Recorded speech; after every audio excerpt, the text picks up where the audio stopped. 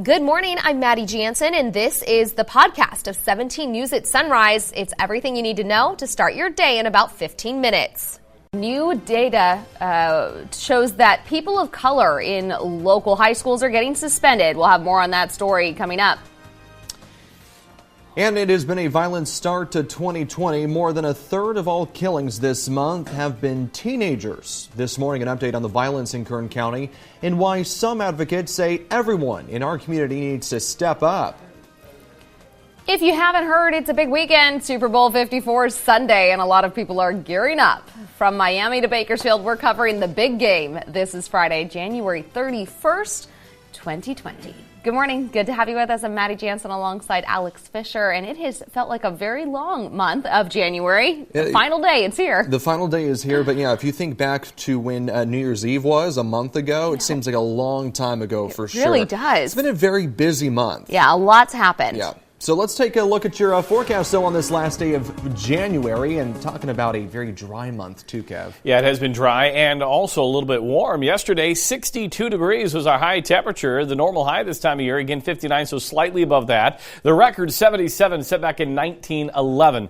Something that came out yesterday was our Drought Monitor, and there's always a little bit of confusion when we start to see a little bit of color on the Drought Monitor, and I want to tell you what this is about. The yellow, yes, has made its way into Bakersfield and areas to the north. This is unseasonably dry, so it doesn't put us in a drought necessarily yet. What this means is our soil is dry, the dryland crops germination is kind of stunted. It also means the active fire season begins, so it's something we have to keep in mind. And also means winter resort visitation is low, the snowpack is minimal. So this is really what this category in terms of our drought monitor means. We're just a little bit dry, so we haven't switched over into the official drought yet. But we will continue to watch things because it has been relatively dry. We need some of these storms to come on in and help our bring in some of that more snowpack and bring in more rain into the valley. 45 degrees in Bakersfield right now. We have a light wind for you out of the east southeast at 6. Mostly clear skies. A few high clouds drifting in today. Started out in the 40s and then upper 60s by 3 o'clock. Look at that. 69 degrees. As we take a look at the mountains, 37 in Tehachapi right now. A southeast wind at 8. We'll see mostly clear skies throughout the day. Starting out in the 30s, and then you're going to be right near 60 by 3 o'clock with that easterly wind at 8. What does the weekend look like? Is there still rain on the way by the end of the weekend? We've got the details on that coming up in a few minutes. Let's get a check of the morning commute now with Alex. All right, Kev, thanks so much. Here's a look outside at the 99 near Airport Drive, and it's looking pretty clear on that side of town. We do have one crash being reported on Roberts Lane near Sequoia Drive. It looks like two cars crashed into each other. No injuries involved, which is good news, but just keep in mind if you are headed out that way, you could run into that crash scene. Other than that, it's all looking great across Kern County. We'll have another look coming up in about 15 minutes. 5:03 now. The Kern High School District held a community forum on district-wide suspension and expulsion rates. 17's Aton Wallace was there, and he has the new data released by the district, as well as reaction from district leaders and activists who say the data shows KHSD is singling out people of color. More than 100 people turned out to Thursday night's meeting. It took place at West High School, and speakers included district leaders. Now, before we dive into the data, first, a little background about why the district is holding a forum in the first place. In 2017, the district settled a lawsuit filed by Greater Bakersfield Legal Assistance. The organization accused KHSD schools of giving harsher punishments to Black and Latino students and racking up disproportionate expulsion rates in the process. Now, as part of the terms of the settlement, the district was required to hold 6 community forums, or 2 per school year, to provide updates on suspension and expulsion rates. And that brings us to Thursday night, to the district's 6th and final forum since the lawsuit. Now, here is some of the data the district released about the fall 2019-2020 semester. The suspension rate for all students was 5.8%, which is higher than the 4.7% total for the 2018-2019 fall semester and the 4.9% figure for the 2017-2018 fall semester. But last semester, the suspension rate for African Americans was double that of Hispanics and whites, respectively. District leaders say they understand there is need for improvement, but they maintain their commitment to the success and well-being of all students. As I read and hear about individual narratives that continue to espouse that the Kern High School District systematically endorses discriminatory practices toward Black and Hispanic students, I am deeply disturbed because that is false. The narrative that is not espoused enough is that every day over 4,000 current high school district employees come to work and give their best to service over 40,000 students. Before the meeting, activists with the Dolores Huerta Foundation and others held a march demanding the district be transparent. West High School senior Belen Delgado helped organize the march. She says students of color feel isolated at school. Predominantly African American and Latino students, and a lot of those students don't feel comfortable in their classes. They don't see themselves represented in the teachers. So I personally think that we do have a problem with racism in the current high school district. Following the march, the activists held a news conference in which they called for more diversity among faculty. District leaders said they are working on creating a diverse set of teachers, but they also acknowledged there are challenges due to a teacher shortage.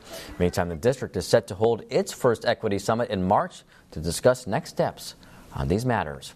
In the newsroom, Eitan Wallace, 17 News.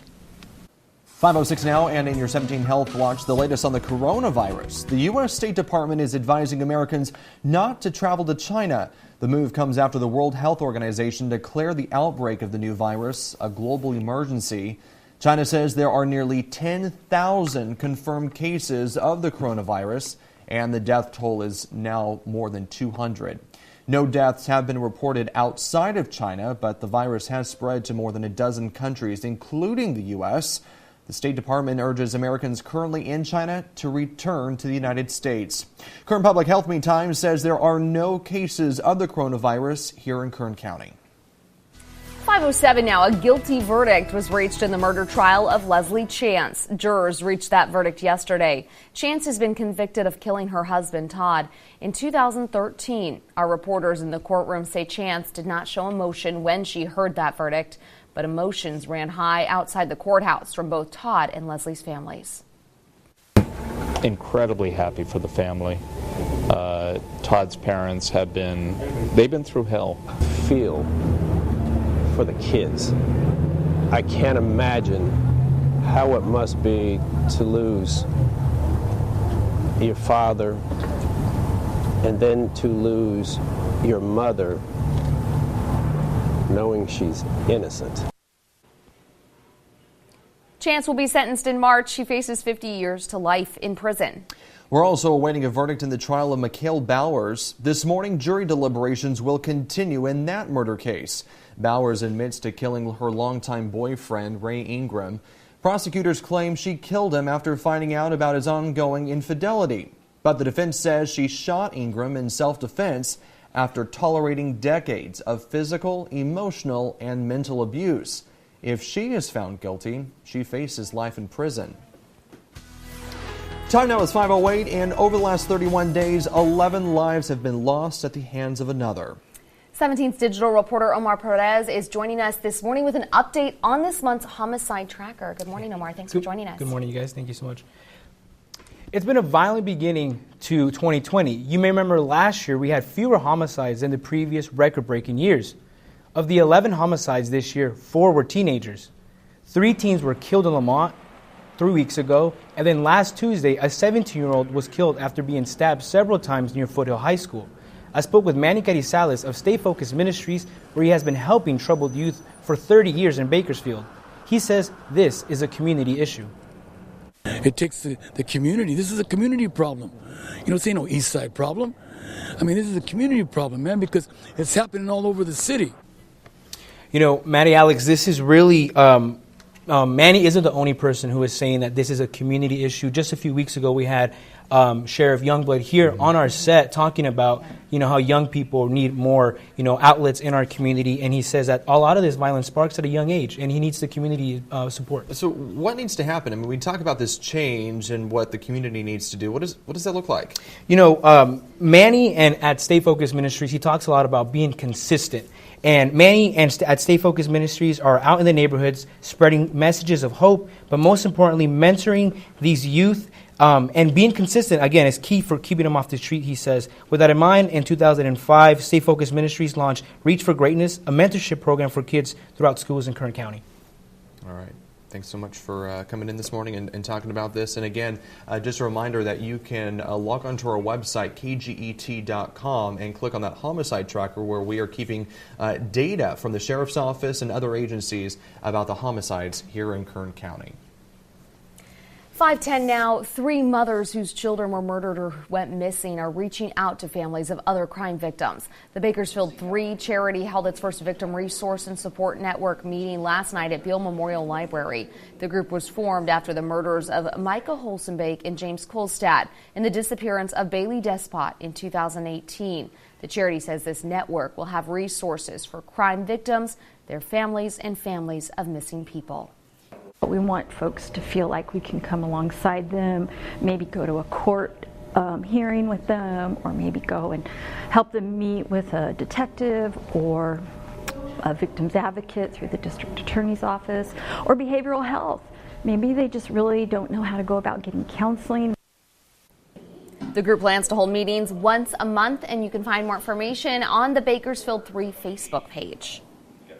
It is 5:11 now, and today it could all come to an end. The impeachment trial could wrap up, but lawmakers are still deciding whether to allow witnesses and new evidence. And overnight, a Republican seen as a swing vote makes a big decision on how he'll vote. Details coming up in 20 minutes. And there's a lot of build-up to Super Bowl 54. If you're in Miami, where the game will be played, fans say it's an experience unlike anything else. Coming up in 10 minutes, we're going to give you a feel of that excitement as we gear up for Sunday's game.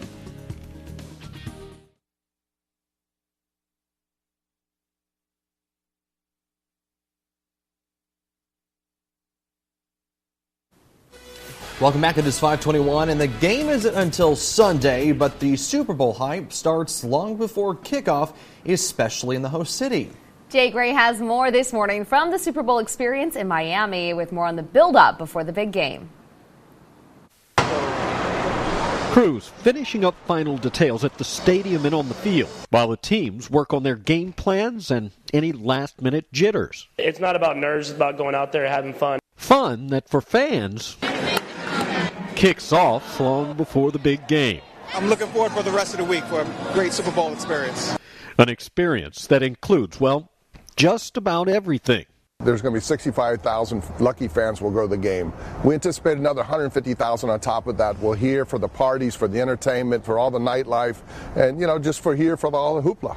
Hoopla that's more than a passing fancy, especially at the Super Bowl experience, where kids of all ages get to tap into their inner athlete and more. Lots of activities, lots of exhibits, lots of photo ops, so it's 500,000 square feet of fun. Everyone here looking to take home a trophy. Jay Gray, NBC News, Miami. And if you're watching the game from home, there are ways to maximize the experience. When we come back, the new tech you can use to make the game even more super.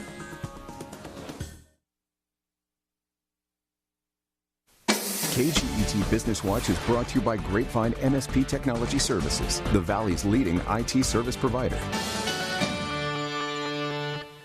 Welcome back. It is 5:25, and DiGiorno is making a bet this Super Bowl Sunday that could have you enjoying free pizza. The frozen pizza brand says if at any point in the game the score is 3-14 or 14-3, DiGiorno will give out free pizzas. Why that score? Well, because 3.14 represents pi. DiGiorno says if that score happens, it plans to tweet out a link for a coupon for free pizza. The coupons will be awarded on a first-come, first-served basis and will only be given out while supplies last. The company says once the score changes, the link ends. The coupons, though, will be redeemable in early March ahead of Pi Day. If you're hosting a party for Sunday's game or just watching at home, Liz McLaughlin has some tips and gadgets to get the most out of the big day. As Miami prepares to host the big game, fans around the country are gearing up to host watch parties and dig into their favorite football food. You don't need a deck to grill out with Phillips Smokeless Indoor Grill. It's a nifty little grill that cooks using infrared heat. A favorite of both Oprah and Queer Eye chef Anthony Porowski. I love butter. Make sure your unhealthy Super Bowl snacks are cooked to perfection with a digital thermometer like the ThermaPen. It will give you a temperature within 0.7 degrees Fahrenheit in under 3 seconds. And if you'd like a fizzy drink to wash down all those wings, the DrinkMate can carbonate just about anything. Unlike the soda streams of the world, this carbonated beverage maker actually will put bubbles in any pulp-free drink, even alcoholic ones. At kickoff, all eyes turn to the TV, a good excuse for retailers to offer deals and consumers to trade in old sets. With sales still live on 65-inch Expert picks, LCD sets from TCL on sale for about $700, or double your budget for an LG OLED screen. If you're looking at them side by side, you're really going to be blown away by the OLED TVs. As screens get thinner, there's less room for quality built-in audio, but a soundbar provides an easy upgrade. It's such a huge step up for a reasonably small investment over what you get just coming out of the TV. Optimizing Super Bowl viewing so you don't miss a moment. Liz McLaughlin, NBC News.